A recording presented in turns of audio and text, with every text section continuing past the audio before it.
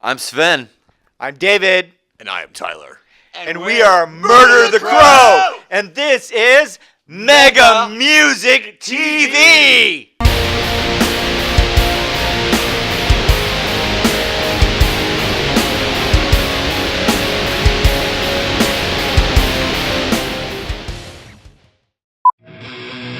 Murder the Crow has a very unique sound and personality. Are there any bands that have influenced your band and your sound? Well, I can only speak for me personally as a drummer. Bill Ward. I'm a big Bill Ward Black Sabbath mark. David? I would say that early on, Pink Floyd was a big influence for me, and then later on, in the heavy metal era, I would say Rage Against the Machine was a big influence. Plus a lot of alcohol too. Alcohol is definitely good. For me, I would say Deftones and Mastodon. Mastodon vocally and Deftones like musically. Yeah, try to keep that kind of sway and swing going that they do, and then the gruff and rough that Mastodon does. Yeah. How and when did Murder the Crow begin? I'm going to refer this question to Tyler. Well, we began as a different band, actually, Trader's Gate, and that was in 2015, I believe. And then through unfortunate events, our guitar player passed, and so we became Murder the Crow. And we traded around some members for a while, and even put out a Craigslist ad for a beautiful young lady. And we really wanted a girl. And we tried to get a girl, and we did. We got a beautiful bass player that we now call David Scott. No, for real. You're gonna have to edit that part out because I don't even know what I'm saying anymore. But basically, we did stuff that did other stuff, and then more stuff. We had a guitar player who moved or relocated to another state, so we replaced him. And then he was playing bass at the time, so we needed a bass player. So then we put an ad out on Craigslist looking for a bass player, hopefully a female. Didn't work out that way. Fate dealt us David Scott, and the rest is history. Not disappointed too, but yeah. We're not disappointed. He's a hell of a player. He brings a lot to the table. Would you like to say that? Yeah. Hell of a player and gender fluid. When you guys write songs, how do you start with music or lyrics? I'm going to refer this one to our lyricist and singer. Almost every song we have has been written by music first. Almost all of them. I'm trying to think. I think there's one song maybe, which is In All Honesty, our single. In All Honesty, the lyrics were written on that one beforehand, and we kind of threw it all together later. But almost, all the rest of them, I think, the music comes first. We usually, Sven will throw down a drum beat, and we just kind of go from there. Yeah, get a groove going and get a feeling, and then it goes. I guess that's if we write it at band practice. If I write them at home, I just find a drum loop is usually what I would do, and then go from there. A lot of times I like to find hip-hop drummers for whatever reason and write to that, and then it kind of, in the end, keeps that groove going or whatever, but then... Yeah, and then when he comes in, he doesn't play hip-hop drums, obviously, so then it starts to mold into more of a rock song, and then David will throw his little sass on top, and you got sass, yeah. He throws his strong 8 on top, and then we get going on it. Well then, yeah. Well, and I like to the thing I like about our songwriting the most is coming up with something at home, and then taking it to them, and then having their 2 cents, and then it sort of starts to do its thing after that, because it's not really Murder the Crow by myself, it's just me, and then once they throw their little juice on top, then it becomes more Murder the Crow, right? Yeah. I would also probably add to that's been kind of the process up to this point. I think I think at least between you and I, we're starting to experiment with some different writing processes.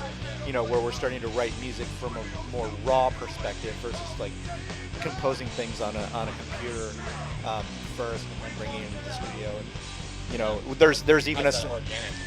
And there's even there's even a song that we're kind of playing around with where we actually have the lyrics first, and we're trying to reorganize the music around it. So, yeah.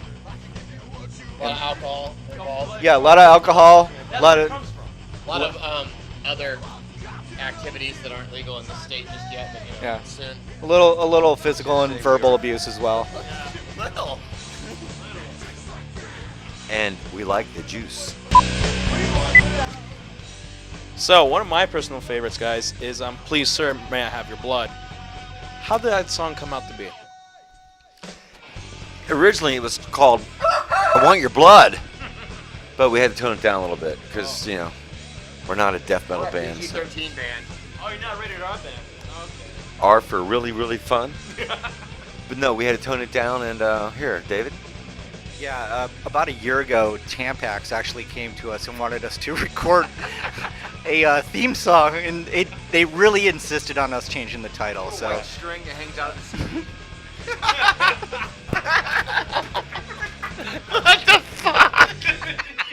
You probably want to edit that out. This song's actually pretty personal, and it was it's like one of those songs that's like when you've been in a relationship for a long time and you kind of wonder like how things are going really, and you might just kind of like get up on your day to day, and it's just kind of like you're on repeat basically, like Groundhog's Day, and so then maybe you kind of like step back for a second and like look at it and go like, oh damn, like is this really where I'm at? And so that was kind of a shitty description of this song actually, but at the same time I'm gonna pretend like it wasn't and just keep nodding my head and pretend like it was about right. You're doing great, Tyler. Thank you. Murder the Crow is known for its very energetic live shows. What is the craziest show you guys have ever done? We've run the gamut from major light or laser shows to dressing up in costume for Halloween shows to. Oh, don't look now, but I think here's Spidey.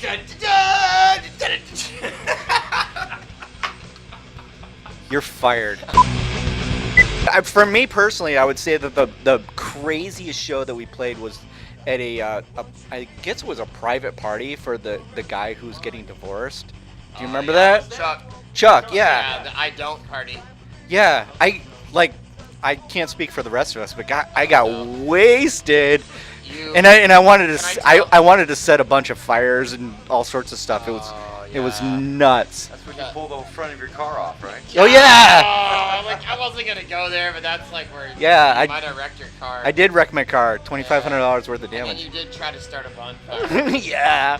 It was like 2 a.m. and David has a fucking can of gasoline, and he comes up to me and he's like, "Let's start the bonfire!" And the homeowner's like not there, and he's like trying to rock out to the dude. The dude's playing. It's 1 a.m, and this guy wants to set fires. And so I had to I'm serious, I had to talk him out of it. We went, and then, no, it wasn't the dude yet. I lied. I talked you out of setting the fire, and we walked back into the weird little barn thing, and we saw Together in Exile fucking tear up that Deftones cover, and it was sick. We met Maddie, and Maddie's awesome. Now he's doing the other thing with Sunshine, and yeah, that's when we all became friends. Yeah. And then, that was a good party. Then you set the fire. Set the fire! You were there? Yeah, I was there. Yeah. And I took a photo of that, and it was in my art gallery. Yeah. You were, my friend. You were. Yeah, bonfire was started by Chuck himself. It was a drinking night. It was a drinking night.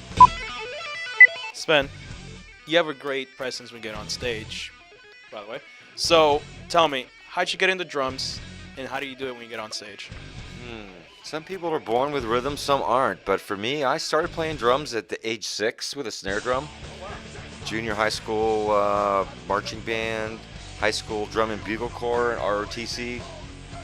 A shitload of local cover bands. I mean, that's how I kind of cut my teeth, cover bands. You know, learning other people's music. Just, you got to start somewhere, so That's it, pretty much. Camp soda. Camp soda. And I'm a fan of Mountain Dew, the premium. When is your next gig, guys? The next gig is the Industry Showcase. It's November 30th at the Brass Mug this year. We're playing with a lot of awesome bands. It's going to be Cold Clock Knockout's last show, which is sad, but you know, you need to be there. Yeah, it is what it is, and people have lives and families and stuff. After that, we're playing at the Pegasus in Tampa again with Cruel Curses and Coming Home. It's like the trifecta awesomeness. We love it. And then after that, it's the CD release, December 8th, Niagara Tap. If you're watching this and you're not there, then, you know, you're a square. And everybody knows that being square, yeah, is so not like being a triangle. So work on that. Yeah, way to keep us in the 21st century, bro. So if you can't make any of those shows, you can also visit murderthecrow.com, and that is sort of our hub for all of our social media. You can find a little bit more information about the band, how we got our start, that sort of thing. So if you're a member of the press, you know, you can find a little bit about our background and some testimonials of people who really like us and that sort of thing. And other than that, I think you can find us on Facebook, right, Sven? And Instagram as well, don't forget. All right, coming up next, kids, there'll be something live from a show we just recently did. So stick around, it's going to be way cool. We are Murder the Crow. Yeah, we're still Murder the Crow. We are still Murder the Crow!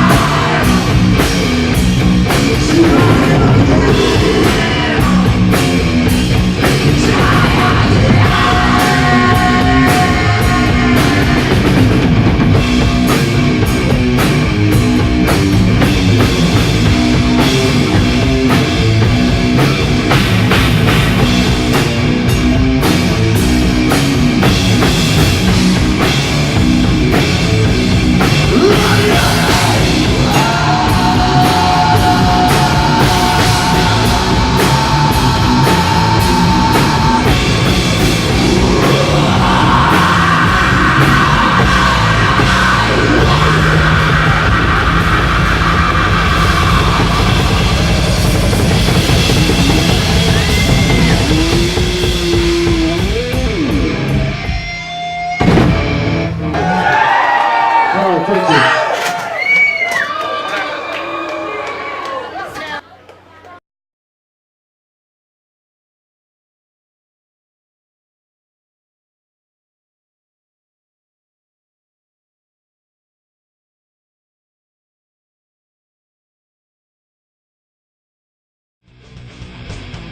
After that, this. Sorry. Being blunt. Don't say blunt. I'm out of pot. Next one. Yeah, it's a strong name. Nine if you swallow. Oh God.